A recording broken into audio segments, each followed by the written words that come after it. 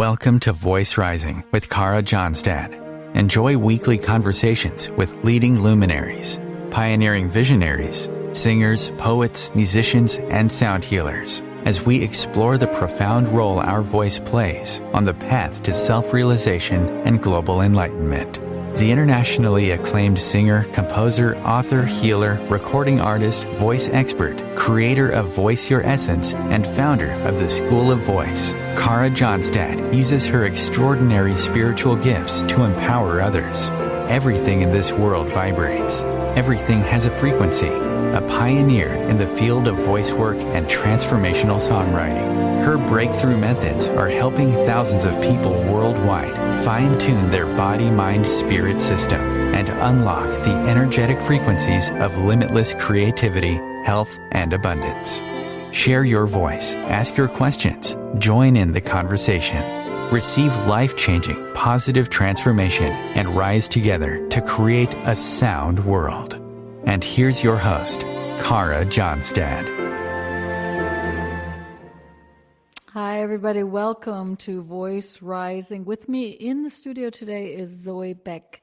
Zoë is an award-winning best-selling author, publisher, translator, and dubbing director. She's won multiple awards for her books and translations. And together with Jan Karsten, Zoë founded the literary publishing house CulturBooks in 2013, which also continues to sweep up awards. Today, we're going to dive into questions that I've been wanting to ask her for years, questions all about the voice. So welcome, Zoë, to the show. Hi, Kara. So lovely to be here. Yeah, it's lovely, right? So I know that you're sometimes a little bit shy to say, but you are one of the most important German crime fiction authors in the moment on the market. I'm just going to read these off because a lot of the people in our audience, they might not know your work yet, because I know that I'm sure going to have it translated into English very soon, but you've won the Friedrich Glauser Prize, the Radio Bremen Crime Fiction Prize, the German Crime Fiction Prize, and yet what fascinates me is not only do you write book after book after book after book after book after book, you are involved in so many other different projects. You are a clear advocate for community. You support a lot of people and empower people to bring out their own stories. You also you do work in studios and to translate scripts and to bring new scripts out. And you love Berlin Gardens and you love your cats. I really don't know how you do it. So I'm going to ask you this clear question in the beginning: what drives you? Oh, I really don't know what drives me. I think it's got all to do with telling stories. I write stories, I translate stories, and I want stories to be out there for other people to enjoy and to experience. And maybe that was one of the reasons why we did this. Well, we had this idea, Jan and I, for our little publishing house. And to be honest, Jan does most of the work for CulturBooks. And I do some translations and stuff, of course. But, what we do at CulturBooks is we want to publish international voices to show how diverse the literary scene in this whole world is, and to make all these stories available in Germany from so many other countries. And of course, I only translate from English to German, so we have other people working for us on several projects, so that we can choose stories from that were written in Spanish originally, or Swedish, or Finnish, or so many other languages. But this is, as I said, it's about storytelling. It's about learning more about this world and about other people, and to get to know each other better in a global sense, to get to know other cultures and other countries. To basically create good vibes and world peace, or to have people working more together. Yeah. As a storytelling activist, do you consciously look to write and publish books and stories that are about social change, or is it any kind of story that's going to bring us closer to... I mean, what do you look for when you're looking for these books? I mean, are there certain values or certain ethics that you are drawn towards? Yeah, I think we have lots of feminist voices, and some queer writers even, and how to describe it? It's writers who often know more than just, or who grew up in more than just one country, and who know several cultures, and they talk about the differences of these cultures and the difficulties of understanding each other. For example, we have some writers from Nigeria and the U.S.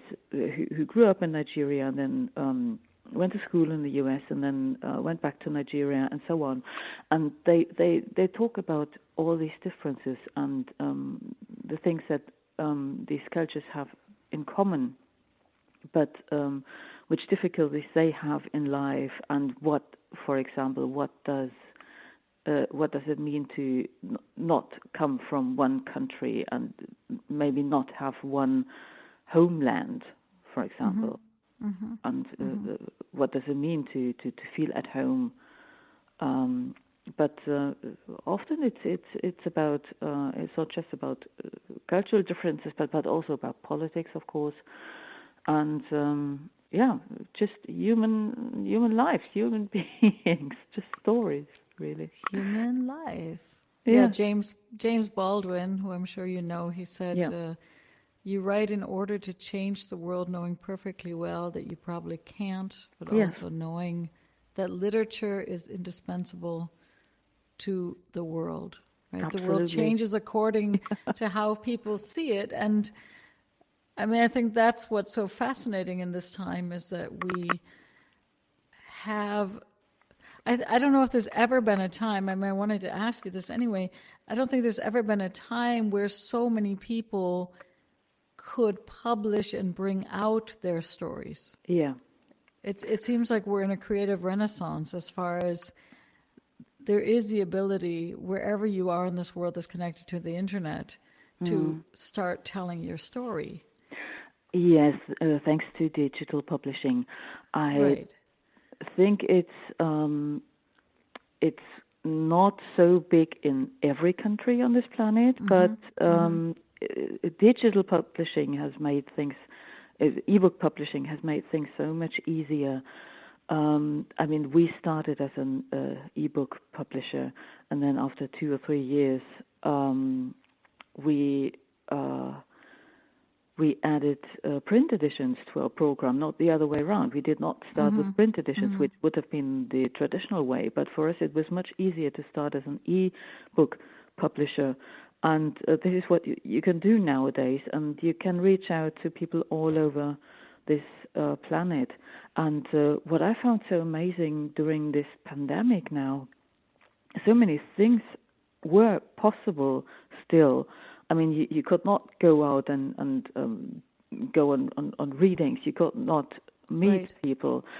But so many new networks started to oh my God, what's the word for it? So many people founded new networks. For example, on the African continent, the South African writer Suki Swawenna, she started a literature festival, an online literature festival called Afro Lit Sans Frontières, Without Borders, Sans Frontières in French. And so she connected with writers from all over her continent and got to know all these other amazing writers. And so they connected with each other, and they got into conversations, and they all had new ideas what to do maybe together now that they couldn't go out and do what they usually did. And so I think they all had new ideas suddenly. And that was so amazing to see this. Well, it's almost like there's a global mind that can come together, right? I mean, if we all share from all these different parts of the world, then each of us carries a little piece of maybe inspiration or an idea of how it could be done. And then if somebody told me once that it just blew my mind, and that's why it's so important to understand that this literature from wherever we're coming from is so important, because they were saying that in the country where they come from, the future is behind them because they've already experienced it, and what they don't know is the past, and that's in front. And in my growing up, the future was always ahead of me, and the past was behind. Right? Yeah. And so when we are exposed to different literature or different stories, we learn to see in different ways, which can only be enriching. Mm-hmm.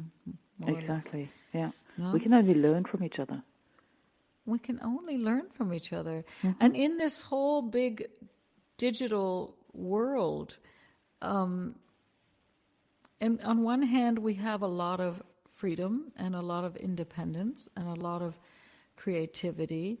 And on the other hand, and I think you talk about this in your new book, but, you know, when we used to tell stories, like really big stories, like there was a man and he was so tall that he had polka dotted pants on, or I don't know. We knew that it was a story, and we knew that it was a fib or it was a tall tale.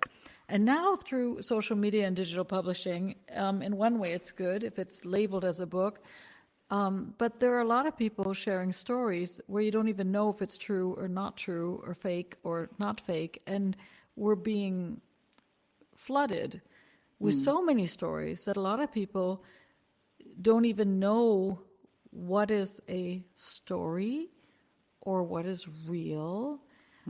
What is your take on responsibility that we have as a writer or as a publisher to make sure that we say, oh, this is a fiction, or this is a novel, or this is, you know, I mean, what is your take on, because we want freedom, right? We want to be able to feel free as writers, to be able to live our voices. And at the same time, it seems like there must be a responsibility somewhere connected to the freedom that we're longing for. You mean the difference between fact and fiction? I mean, usually writers say very clearly what they made up, and what is their opinion, and what they think is an important fact to be discussed. And this is so it's so important to be absolutely clear about these things, and to make people understand that source checking has become so much more important, especially during the past few years. Yeah. Maybe that's what I was getting at, because I think that a lot of people are publishing in a publishing house, so you know it's a book. But there are so many stories that are starting to circulate because everybody's able to write. Yeah. And then there's a lot of, we all are so hungry. We're so hungry for good story. And unfortunately, some of the stories are not true. And then it creates a very complicated political landscape. I think this is where journalism comes in. You need, in every country, you need reliable, very reliable sources. You need very good journalists and people who know how to check facts and how to check their sources, and to go there and talk to people and make sure this is a fact and this is just fiction, or this is a story that was told but we cannot confirm that it's really true. And so journalism has probably become even more important, even though many people, even world leaders, don't want journalists to do their really responsible jobs. Yeah. When you work with your writers in the publishing house, CulturBooks, and they are expressing these powerful stories. Are you publishing books that are sometimes in their countries where they might be persecuted, or they might be, let's say, because you talked about feminist rights or feminism or transgender, or giving people a place to voice important stories. Yeah. Are they safe where they are, or is it a risk for them sometimes to bring their story out and publish? Yeah, well, it can be a risk. We were once looking at a book from a Hong Kong writer, and his agent had sent us the manuscript, and we were thinking, okay, this is a very interesting piece, and we weren't sure whether we were the right publishing house for it, but while we were still discussing it, the writer had to say, okay, I'm not safe any longer. I have to leave the country, and please just forget about the manuscript. It must not be printed anywhere anywhere in the world. So these things can happen.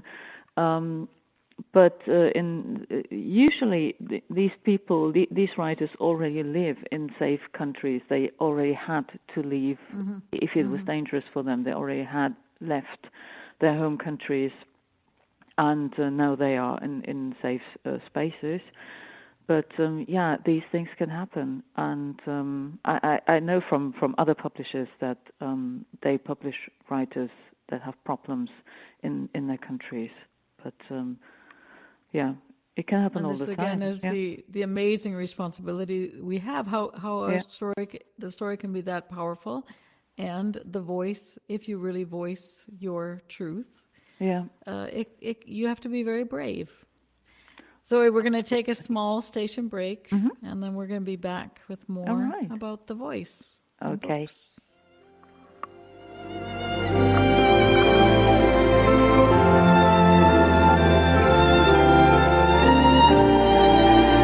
The cutting edge of conscious radio, OMTimes Radio, IOM FM. OMTimes magazine is one of the leading online content providers of positivity, wellness, and personal empowerment. A philanthropic organisation, their net proceeds are funneled to support worldwide charity initiatives via Humanity Healing International. Through their commitment to creating community and providing conscious content, they aspire to uplift humanity on a global scale. Connect at omtimes.com. OMTimes, creating a more conscious lifestyle. With happy clients all over the world, Kara Johnstad knows that your voice is the missing link to more authenticity, abundance, creativity, and health. An internationally acclaimed voice expert, Kara's breakthrough methods have helped thousands of people successfully heal their voice wounds and extinguish the story of self-doubt and shyness forever. Join in group trainings, attend online sessions, schedule one-on-one time, and invite Kara to work with your organization and community. Get started today. Go to www.karajohnstad.com and receive a special guided meditation designed to fine-tune your inner voice and welcome you on the voice journey. This is Kathy Beal, host of Celestial Compass, featuring astrology you can use. Celestial Compass points you to what's going on in the sky and what you can do with it down here on Earth.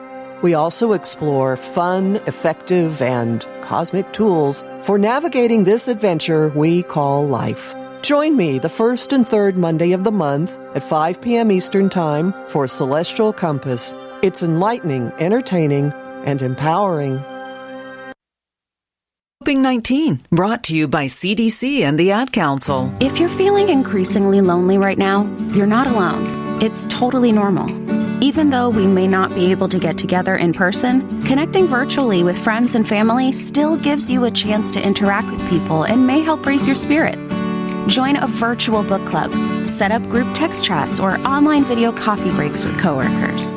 Find more self-care and coping tips at coping-19.org.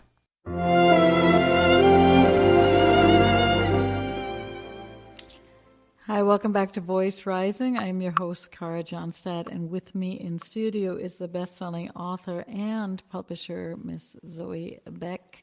Zoe, we're talking all about books and also publishing and the power of story. And I want to backtrack a little bit into your childhood because I am a lover of great music, and I know you are too. And I believe I read somewhere that at the young age of 3, you discovered piano. I did, yes. Yeah, at 3, right? Yeah. And I'm imagining you sitting on the piano bench with your feet dangling in the air, not even being able to reach the pedals. Do you remember that moment, or do you remember the beginning of falling in love with that instrument? I actually don't remember the first moment when I sat in front of it, but I believe to remember the moment this piano was brought to our house. My grandmother, she bought it, and she told us, me and my older sister, she told us that it came from, it was built in South Africa, and it was for us to practice, actually for my elder sister, of course. And my sister, she was 10 years old, and we were sitting there with big round eyes and just watching this piano being delivered to our house. This is what I seem to remember, but maybe it was just, maybe my sister just told me, and this is what I remember today. But what I know is that when my sister started playing and started practicing every day at home, I just loved it so much, and I wanted to do exactly the same. I mean, you always want to do what your siblings do, and you want to be like them. And of course, I wanted to be like my sister, and so I just, I think I just imitated what she did, because I liked it so much. And so my parents decided to take me with her to the to her piano lessons, and so her teacher said that I seemed to have a certain talent for music and for playing the piano, and this is how I started taking lessons when I was really, really, really young, and I just loved music and I loved playing the piano. And so that's what I did for nearly 20 years. Yeah. So you weren't in South Africa, you were in Germany. Were you in Germany or in England? In Germany. At that time, I was in Germany, and this piano, I think the company that produced this special piano was from South Africa, and this is all I remember. That when I was a kid, I thought, why bring a piano this long way from South Africa to Germany? I thought it was so amazing, and this is why I kept this in mind, and this is why I still remember it. It is South amazing. African piano. I mean, it is amazing how these instruments are built, and then they really spend time in people's homes all over the world, and the instrument always travels normally. At least my instrument has also been from Chicago, Berlin, Munich, all over the world. So you started this adventure of piano, and was it really, was it rigorous training, or was it easygoing, playful? Oh, I had this Russian teacher. Oh my goodness. Yeah. This is all I ever have to say. I had this Russian teacher, and everybody goes like, "Oh my goodness, oh my goodness." Yeah. No, but I liked him a lot, and he liked me a lot. And yes, he wasn't exactly easygoing, but the teacher before that was a very, very kind, very friendly lady, and she thought that I was some kind of wunderkind. Some kind of child prodigy. Like a prodigy. Yeah, and so when she got pregnant and had to stop giving lessons, she recommended this other teacher at this music school, and said you have to train for concerts, and you have to go out on stage, and you have to do all these. I don't know if you have anything like this in the United States, like Jugendmusiziert. Yeah, we have a lot of these competitions. I mean, in schools we have solo ensemble, but we have, I think, especially in the classical world, there's a lot of competition. And these competitions for very, very, very young people, when I look back, I think they were really, really brutal. They weren't just fun. They just looking back, I believe that they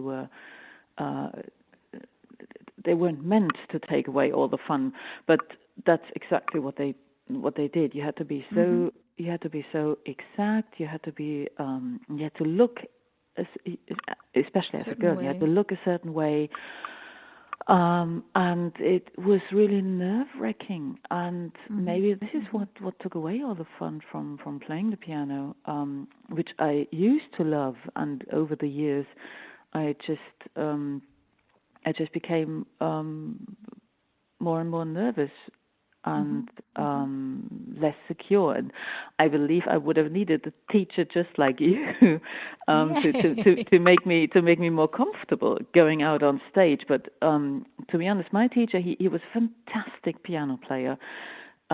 He was really, really great, and I loved him a lot. Really, he was a fantastic person. I'm so sorry that he died. I actually stopped playing at the moment that I heard that he had passed away. I really admired him, but one of his problems, or the biggest problem, was that he could not explain to me how to feel safe on stage. And I think this I always lacked. At that time, I always lacked a certain safety, a feeling of safety on stage. I always felt extremely threatened on stage. I felt so exposed and so vulnerable. And which we are, yes. Yes, yeah. And he didn't know how to explain it to me that I didn't have to feel like this. Maybe he had similar problems. I don't know, but he was a very nervous person like me. And I mean, he died in his 40s, so he must have been quite young. Oh my goodness! And he was a chain smoker, and he seemed to live on coffee. I never saw coffee, him cigarettes, drink anything but coffee, or I probably never even saw him eat anything. So it was all coffee and cigarettes. And whenever I had to be on stage, and there was a concert or a competition, he was probably as nervous as I was. So he was not the right person to teach me how to feel calm and safe and okay on stage. He taught me how to play wonderfully. And he knew that I had a talent, and that I was a very good piano player, but just this stage fright thing, he just couldn't do anything about it. And I believe I tried everything. I tried meditation, but probably had the wrong teachers. I tried so many things, but never found the right person to help me with this problem. And this is why I had to stop, unfortunately. Yeah, it'll come again. I'll give you some tricks. But, if you look back at that time, I mean, you spent a lot of time, I think, up until your early 20s, really obviously practicing a lot and being honed into that perfection. Is it also that practicing that drives you as a writer? Because you are you say you're not, but I know you are, to be able to do the amount of work that you do. You're a very disciplined person. You do make your deadlines, even though they might be under duress. And you do, like I said, I mean, you're not only a writer. Other people would, in their life, they would write a book. You've written many, many books. You've written crime. You've written romance, which you probably want to forget about. You've written I needed the money. Nonfiction. You've written articles, right? You've written articles, and for everybody out there, I mean, you do readings. You also do readings for other well-known authors. You are in dubbing studios. You do a lot of work. Is it that kind of discipline that you were trained as a kid that carries on over now into your work life? I think so.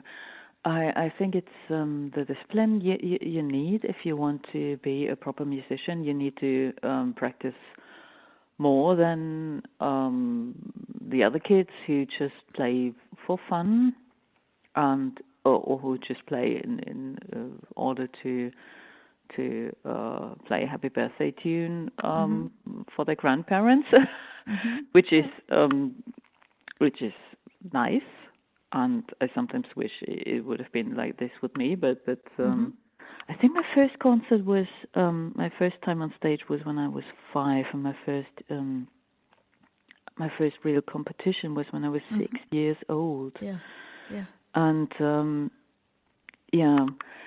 so yes, it was many hours of training every day, and so I think I'm probably used to putting lots of effort and lots of work into something, and to be really exact with things, and to put a lot of time into, let's call them projects. Time and talk to us about perfection. Is it a, I mean, I'm assuming now you're older and wiser, so you might find a balance, but a lot of times, what you were saying too at the piano, it's like the perfection is so important, but it can also, make us a nervous wreck and keep us from being in flow and having fun. Exactly. So how do you find, if we draw the parallels between music and now your writing, you have a clear voice. You have a clear voice as a writer. You've gotten also... the critics have said, you can recognize your writing style. So obviously you've honed your own style. So you have a certain idea of pattern and rhythm and how you want stories to develop. Is it easier for you when you write to find a playful balance, or do you also struggle with that perfectionist that you were trained to be? Yeah, trying not to be a perfectionist, or trying not to be perfect. Sometimes it's harder than trying trying to reach perfection. And this is so weird, but this is how I grew up, and this is probably how I am. But now I really try to relax. I try to. I keep telling myself that I don't need to go for the 150%, and that maybe 95% are still enough. And it's really hard. I have to keep telling myself that this is. Even when I was young, and when this stage fright, panic attacks happened to me, I thought maybe it's because the piano is not my instrument. On the other hand, I had a real talent, and so I found this very confusing. And it took me years to find out that it didn't have to do anything to do with the instrument, but with being on stage and how to be on stage and how the audience was. That the audience expected perfection and expected me to maybe imitate something else. And going out with my own stuff, with my own writing, and with my own voice. And I mean, we're talking about storytelling and voices and giving a voice to something here. So maybe it wasn't just about piano and the piano music. It had more to do with me trying to find something that had that was closer to me and closer to my stories. And, closer to your stories, closer to and your heart, and right? a different audience. This audience just expected something completely different from me. This audience wanted a different person to be up there on stage and do this, which has to do with this classical music kind of audience. It's a very difficult topic, but I think I just had to find something else for me that was closer to me, closer to my heart, and better for my voice. Right. Yeah. Right. I can imagine that when you do readings, your audience is absolutely excited to know where you're going to take them. Yeah. And in the classical world, of course, everybody knows the Bach Prelude in C, or they know the Chopin Etude. And so you're always being compared. You're being compared with the age. And as a storyteller and as an author, you're inventing new. I mean, a lot of your stories even take places in, maybe you did this on purpose, but in a time it's not even in the now or in the past. Nobody can judge you because you create your stories in the future. Right? Yeah, some of them. The past few stories were actually, the setting is completely in the future, and I think it has to do with me wanting to create my own universe, so that there is, I just wanted to do something completely new and something that belongs only to me. And which is gorgeous, playing music from dead composers that probably was too far away from me. I don't know. or just this idea that you're creating something that cannot be. Again, in this competition world, it can't really be judged. It is judged because you've obviously won many prizes in its own way, but you're creating unique stories, and your voice is creating those stories. So we're going to take a very, very short station break, and then we're going to come back and talk more about all those good things.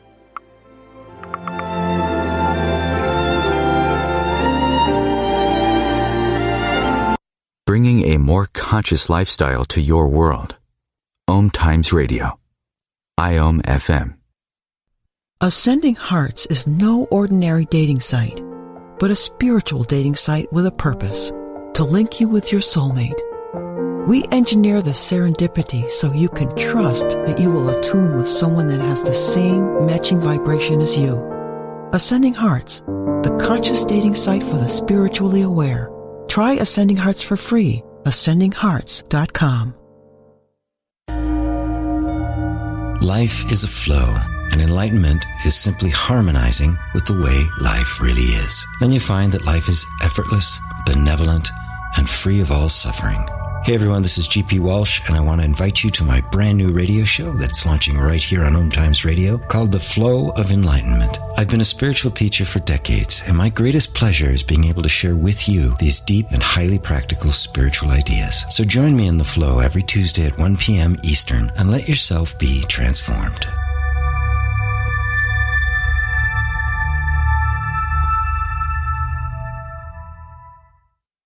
The United States has the highest rate of incarceration in the world. At the Equal Justice Initiative, we believe mass incarceration has to end. There is this presumption of dangerousness and guilt that gets assigned to Black and brown people. We have to confront our history of racial injustice and commit to a new era of truth. There's something better waiting for us, something that feels more like freedom. Truth can inspire change. Please learn more at EJI.org.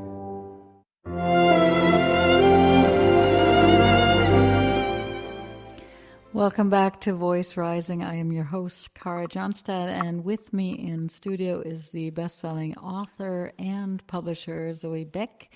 And Zoë, we left off a little bit with your love for story, your love for creating stories, and also how you finagled your way very creatively out of that stage fear moment by literally creating your own universe in your newest books. I have here a quote from your book: "Germany in the near future, the coasts are flooded, large parts of the country are depopulated and nature is reclaiming deserted communities. Berlin is nothing but a backdrop for tourists. The government has moved to Frankfurt, which has merged with the entire Rhine main area to become one single megacity. In those places where infrastructure exists, it works flawlessly. Virtually all life is controlled by algorithms. Everyone is fine as long as they don't ask questions, which I thought was very fascinating, also to do with the voice, because the voice is all about listening also and asking questions. Yeah. That is a very powerful statement. That is for the people out there, and maybe you share with us at some point if the book will be released and published in the English language, but that is the statement that is out there. If they don't ask questions, they are safe. So why is that statement so important to you? Why was that? Why is this universe important for you to share with us at this time? Yes, I wanted to show what the future might look like if we didn't care about the difference between fact and fake news any longer.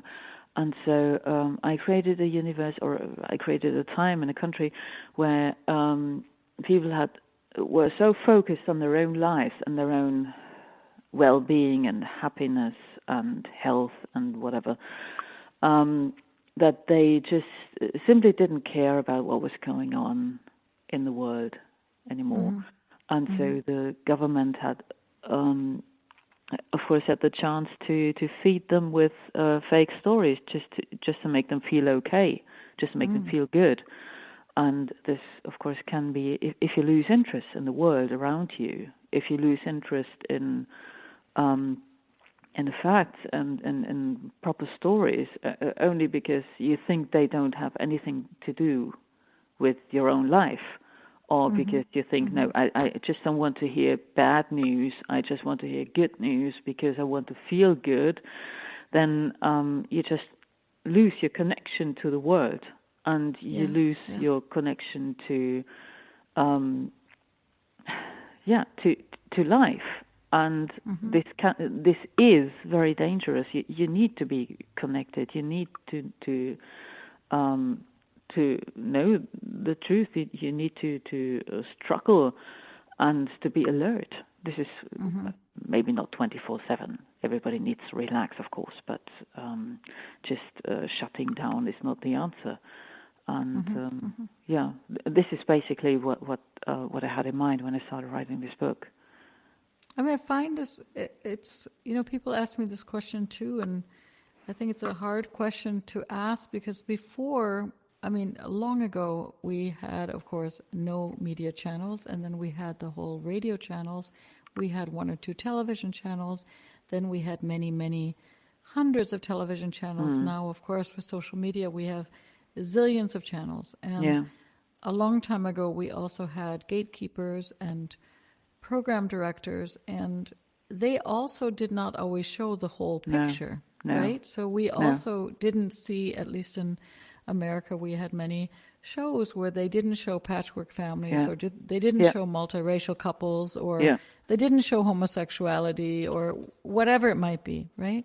Yeah. And we had the news that was often showing only disaster and not the positive. So, and at the same time, we get back to this question with our voices that we can not only, change within our community, but we have this amazing reach nowadays with our stories and what we post and what we read to be affected and to affect people. What is your thought? And it's a really hard question because people ask me this question all the time. They say, are you for censorship? And I say, of course I'm not for censorship, but I do think, and this is a question, if we allow any kind of fake news or fake stories or any kind of expression, let's say music with horrific lyrics, which is degrading towards women, etc., in the name of freedom of speech, it can be very harmful to our world. Yeah, I mean, hateful voices are very harmful. If you keep hearing hate speech all the time, it affects your brain. Of course, you can't just.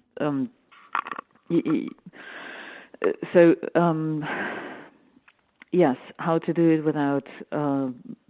without official censorship? Yeah, I think as a person with many followers on Facebook or Twitter or Instagram, we all have a certain responsibility, even if we don't have many followers. We always, everywhere in life, we have a certain responsibility to, of course, to discuss things and to acknowledge the complexity of this world, and that there is not always a clear right and wrong when it comes to certain topics, when it comes to politics. So more of the civic conversations to really go back to understanding that a democracy can only happen if we really ask those questions. If we ask lots of questions, and if we try to go for the full picture as far as we can get, of course. But we need a very, very, very clear, we have to draw a very clear line to say, okay, this is not an opinion. This is simple hate speech. So this must not be here in my room. This must not be here on my Facebook page. So I can delete. I have to delete this comment because I don't want other people to see it. Not because I don't like this opinion, but because it's simple hate speech, for example. So I think this is what we all can do to.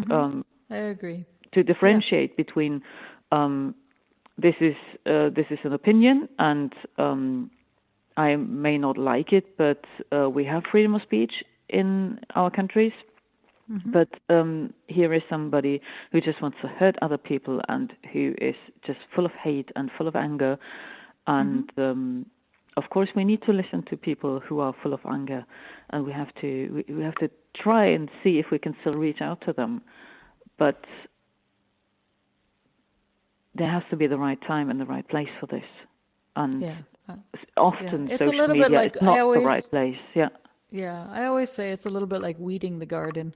Yeah. You know, you just have to be very clear that if you don't weed the garden, you might not have your beautiful flowers because they were eaten by some strange worm. Zoe, I know this has to do also with writing, and I know you also do a lot with film. You also do, you are doing scripts and dubbing studios, etc.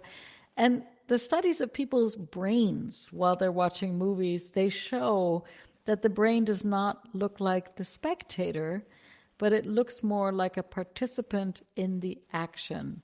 And everybody knows this. When we're in a good book, we are inside that book. I mean, we are in that main character. We are in that story. And that is why our hearts race so much with the hero, or why we identify with Lassie or Old Yeller or whatever. So stories are that powerful because they hook and hold human attention at a brain level. It literally changes us. A good story will change us. And for me, it's like incredible that we are that connected to each other, that an author in Nigeria or in Berlin or in New York or Mumbai can write a story, and the human element is so strong that that's true empathy, right? Yeah. That is true empathy. So what do you think of when you write your stories and you include things like, I want to create a world where we become more attentive, that if we don't ask questions, that we might, be more controlled by governments, or if we don't include all people of all colors, we might live a very boring life, right? So what do you think about when you write? What do I think about when I write? This is a very hard question. This is a very hard question. This is a very hard question. I think about the characters, and I probably just think about the characters and what they want and what they need and where they want to go and what their goal is during. I don't know what I think about when I write. I just. But write. if we go back to the question before, do we have a certain responsibility as storytellers if we know that people do empathize with our characters, that we create characters that are maybe not full of hate speech, that characters that are in somehow. I always say this as a musician, and I know we're kind of running at the end of the hour, but. As a musician, you know this because you are a musician, and I know you love music, but things resolve. There is somewhere in that whole climax and in that whole tension, there is somewhere harmony and beauty to be found. It is not only a screwed up, horrific, hateful place. Is that essential as a storytelling activist, that we find a line inside every piece of work that is transformational or that brings something better out of the muck? Yes, when I start thinking of my characters and of the stories, the storyline, of course I don't want 100% good or 100% bad characters, because human beings are not like this, and why should characters in books be like this? I think this is important, that you could maybe like the antagonist or hate the protagonist. This at times, not all the time, but the ambivalence, I think, is very important. And what's also important is the use of language, because this is what affects us so much. So when I describe things, I'm trying to be really, really aware of how I do it, as in when, just as an example, when my characters have to go to a hospital, then I don't want the doctors to be all male and the nurses to be all female, for example. I just want the word that I show. I want this word to be maybe a more just. Well, no, not a better place. That would be wrong, but a more diverse place. So, and sometimes you do things unconsciously, and so when I reread what I wrote, I try to see did I do something that is so like a cliche, and maybe I should change it. Maybe I should put different names to the characters so that not everybody sounds so truly German, for example. Right. So that not everybody is so white. And I think you can do a lot by making smaller changes during storytelling. It's not just about the big plot line, but it's about all these little details that you have to ask yourself, what kind of work do I want to show? And what do I want to tell people without telling them in such an obvious way as in look, this word needs to be more diverse. No, you don't say that, but you just show it by making it, by creating a more diverse and by universe. also creating a strong protagonist who, right, if they identify with your characters, or if they're very drawn, if you're a very good writer and they're in your story, they're inside your story, then that world of diversity is also their world. Yeah. And slowly you can shape their belief systems in many ways. Yeah. That's how it is. As a strong voice in our world, Zoë Beck, and I know you're someone who also, you really speak out for voices that are persecuted and suppressed writers. You're a defender of the freedom of speech. You also are a co-founder of the Feminist Writers Network, Herland. You're co-initiator of the Action Alliance Verlag gegen Rechts. You do so much. Publishers Against Racism, Yes. As a strong voice in this world, which direction would you like us to move in collectively? You have like 30 seconds, so you can... Don't worry. This is not fair. So let's all be, everything will be good. No, what can I say in 30 seconds? It's probably only 10 seconds? No. I don't know. 5, 4, 3. Okay, I'm sorry. That wasn't a fair question. I want to thank you so much for being on the show. Thank you for the invitation. For everybody, thanks for having me. For everybody out there, Zoë Beck. And what's your homepage again? Where can they connect with you? It's zoebeck.net. Zoebeck.net, exactly. And I'm sure your books are everywhere in German. And are they going to be in the English language at some point? I mean, I think you have short stories. I hope so. Some short stories are, but otherwise in other countries, but hopefully soon in English, yeah. Fingers crossed. Oh, maybe in French and Spanish and everything. Maybe. Look for Zoë Beck out there, and thank you so much for being on the show. Thank you. Bye-bye. Bye-bye.